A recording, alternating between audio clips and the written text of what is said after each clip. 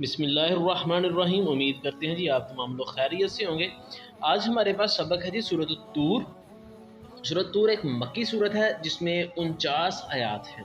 تو ہمارے پاس پہلا MCQز آ گیا جی، سورۃ الطور جو ہے وہ کون سی صورت ہے اور اس میں کتنی آیات ہیں۔ تو چلیے اس کا تعارف شروع کرتے ہیں۔ طور اس پہاڑ کا نام ہے جس پر اللہ تعالیٰ نے حضرت موسیٰ علیہ السلام سے کلام فرمایا۔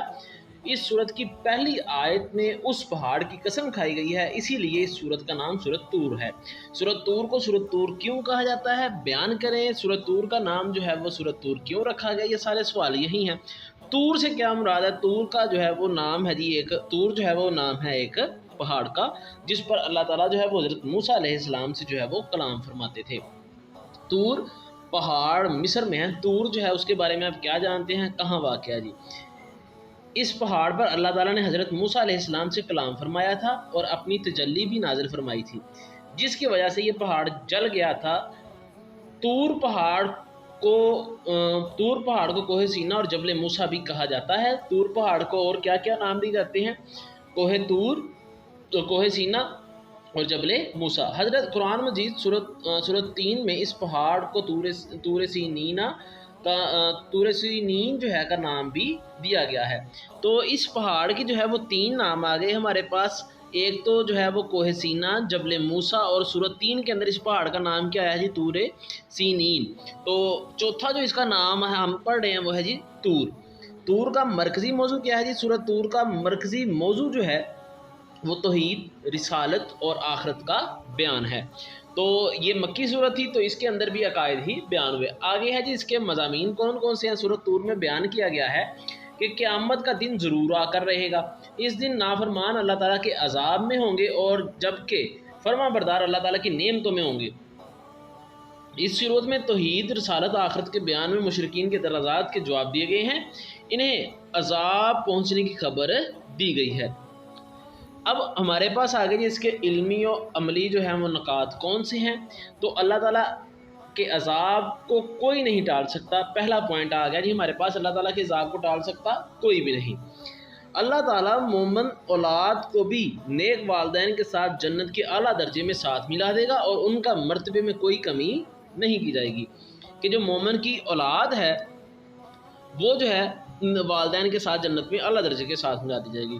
قرآن مجید نہ شاعری ہے، نہ قرآن انسان کا بنایا ہوا کلام ہے، بلکہ یہ اللہ تعالیٰ کا کلام ہے۔ قرآن مجید کس کا کلام ہے؟ اللہ تعالیٰ کا۔ ہمیں صبح اٹھنے کے بعد اور رات کو بھی اللہ تعالیٰ کی حمد و ثنا یا اللہ تعالیٰ کی جو تسبیح ہے اسے کرتے رہنا چاہیے۔ تو یہ ہمارے پاس اس کے علمی و عملی نکات آ گئے۔ اب سورۃ طور جو ہے وہ ان سلیکٹیو صورتوں میں سے نہیں ہے جن میں سے جو ہے وہ ترجمہ آئے گا۔ تو اس میں سے اگر ترجمہ نہیں آ رہا تو الفاظ معنی بھی نہیں آئیں گے، اس لیے ہم اس کی مشق شروع کرتے ہیں۔ تو اس کی پہلی جو مشق کا سوال ہے وہ ہے جی درست جواب کی نشاندہی کریں۔ تو پہلا سوال ہے جی وہ پہاڑ جس پر اللہ تعالیٰ نے حضرت موسیٰ علیہ السلام سے کلام فرمایا اس کا نام ہے جی بے، جواب درست ہے کوہ طور۔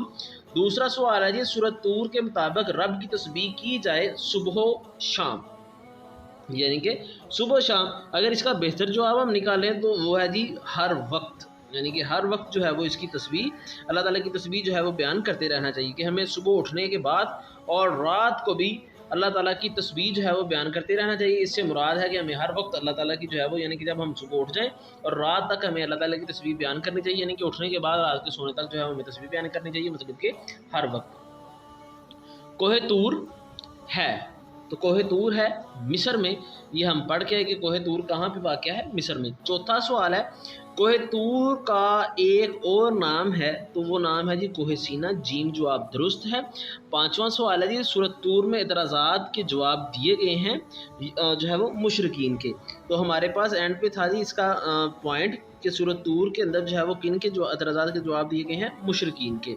تو مشرکین جو ہیں ان کے اعتراضات کے جو ہے وہ جوابات دیے گئے ہیں کہ جیم جواب جو ہے وہ اس کا درست ہے۔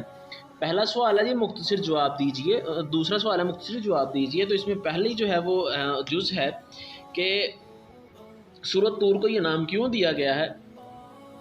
تو ہم نے اس کے تعارف کے اندر جو ہے اس کا دیکھا کہ اس کو یہ نام کیوں دیا گیا ہے، تو یہ ہم نے ہائی لائٹ کیا کہ اس طور اس پہاڑ کا نام ہے جس پر اللہ تعالیٰ نے حضرت موسیٰ علیہ السلام سے کلام فرمایا۔ اس سورت کی پہلی آیت میں اس پہاڑ کی قسم کھائی گئی ہے، اس لیے اس سورت کا نام سورۃ طور رکھا گیا ہے۔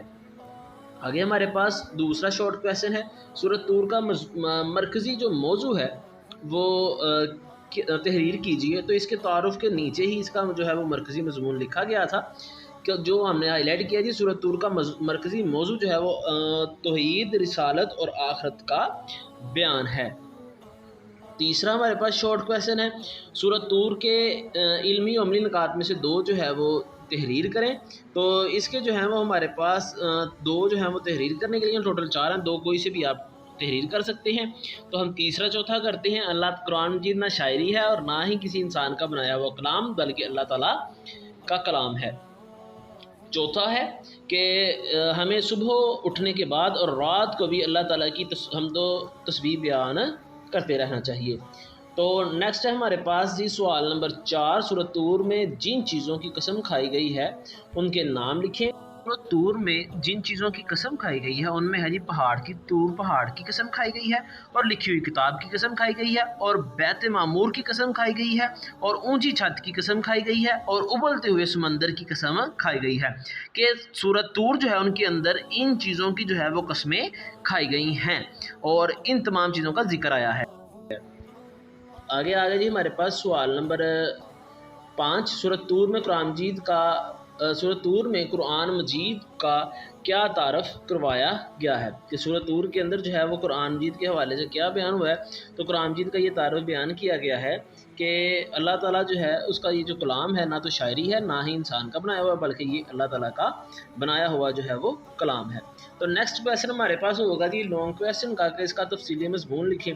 تو اس کے تفصیلی مضمون کے اوپر یا نوٹ کے اوپر جو ہے وہ آپ کو اس کی ہیڈنگز نکال کے اس کے اوپر مکمل ایک ڈیٹیل نوٹ لکھ دیں، جس میں تعارف اور مضامین لکھیں، تو یہ آپ کے پاس ایک مکمل لانگ جو ہے وہ شامل ہو جائے گا، بن جائے گا۔ تو اس طرح یہ ہمارے پاس جو چیپٹر ہے وہ ختم ہوا۔ سورۃ طور کے اندر جن چیزوں کی قسم کھائی گئی اس کے بارے میں معلومات اچھا جی، یہ ہمارے پاس صرف جو ہے یہ اتنا ہی ہے۔ تو امید کرتے ہیں آپ کو سمجھ آئی ہوگی، جس چیز کی نہ سمجھ آئی ہے وہ آپ پوچھ سکتے ہیں۔